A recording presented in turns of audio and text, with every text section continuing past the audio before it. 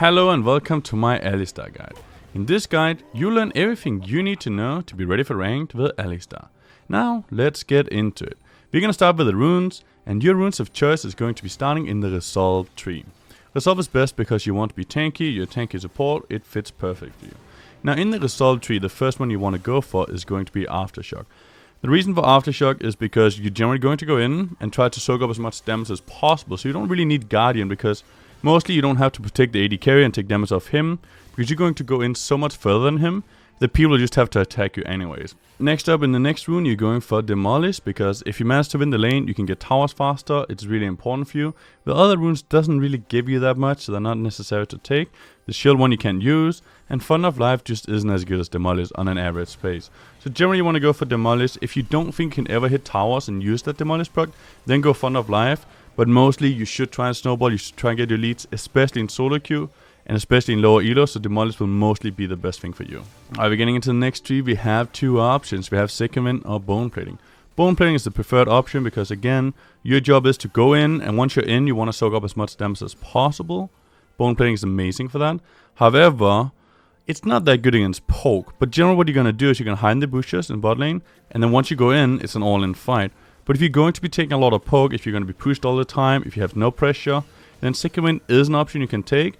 But just remember, it's generally the worst option because Bone Plating fits you perfect. It's what you want to do, it fits your playstyle, and Second Wind does the opposite of what you want to do because you don't want to be taking poke. Next up we have Overgrowth and Unflinching. If you're never going to get CC'd anyways, well, go for Overgrowth. Overgrowth is decent, but mostly you want to go for Unflinching because if you do get CC'd, tenacity or slows, it's really good against both of those. Unflinching is important on tanky champions, so you can actually get in, soak up the CC, and then maybe still run away, get out, or initiate the fight after you CC'd and get your CC onto priority targets, for example the AD carry or the AP carry. Next up we're gonna go into Inspiration. That's where your second tree is going to be. You're always gonna go for Hextech, Flash Traption. The reason for that is because you want to be able to go in, gives you an extra small flash whenever your flash is down. Having that opportunity to still engage is really huge, and it applies a lot of pressure to the opponent, so therefore it's definitely the best one. Second one, you mostly want to go for Minion Dematerializer. The reason for this is very simple. If you can take the minions from far away, that means you don't have to walk up into a distance where you can get poked down. So Minion Dematerializer is actually going to save you a lot of health, and it's going to save you from taking a lot of damage from the enemy's poke. It's better than the cookies, it'll always be better than the cookies in a situation where Alistar is in. Now the last one you can take is Cosmic Insight, which gives you cooldown. You can take this if you really don't need Minion Dematerializer. If you really don't mind the enemy poke, if they have something where you don't think they can do anything to, and you can just walk up, take every CS you want, and just chill, then you can go Cosmic Insight. But again, this is a much more dangerous route to take, and it removes a lot of the safety you have, which is difficult for an Alistar who's a melee tank support. You need as much safety as possible because it's very easy to get ganked. Alright, let's get into the small runes. In the small runes you generally want to run Adaptive Force or Cooldown in the first one. Most people go for Cooldown.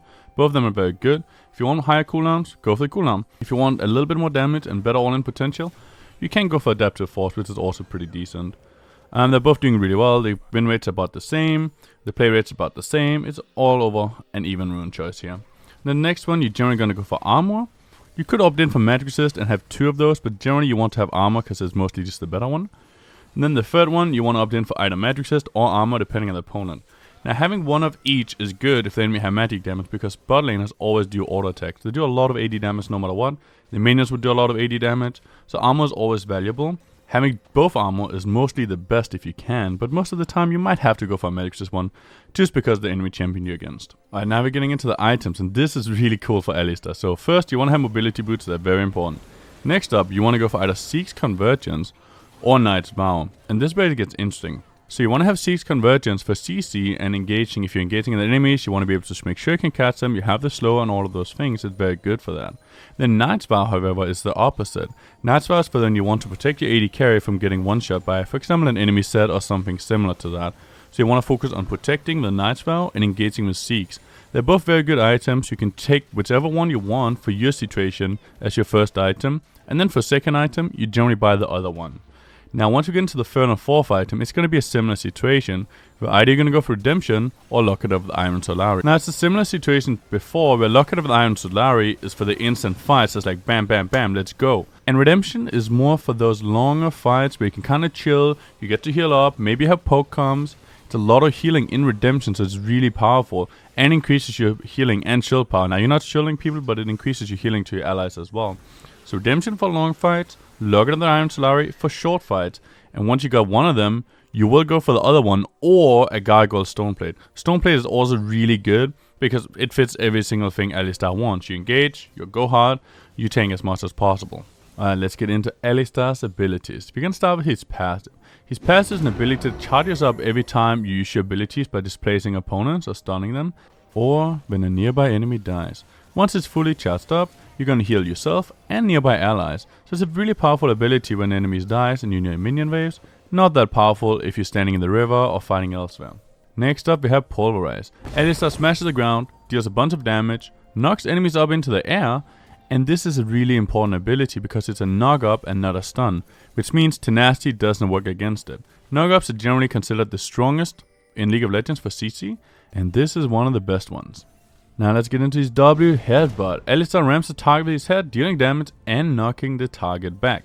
This ability is perfectly combined with your Q. You can jump into them, knock them up, and at this point it's easy to close the distance to them, and you get to CC them, which means your team can follow up if they're nearby, and hopefully can grab a kill if you time this ability really well. Now the other thing is, if you don't time it well, you jump in all alone, the enemy is gonna blow you up, you're gonna die very fast and be a sad Alistar. Next up we have Alistar's E ability, Trample. Alistar trambles nearby enemy units.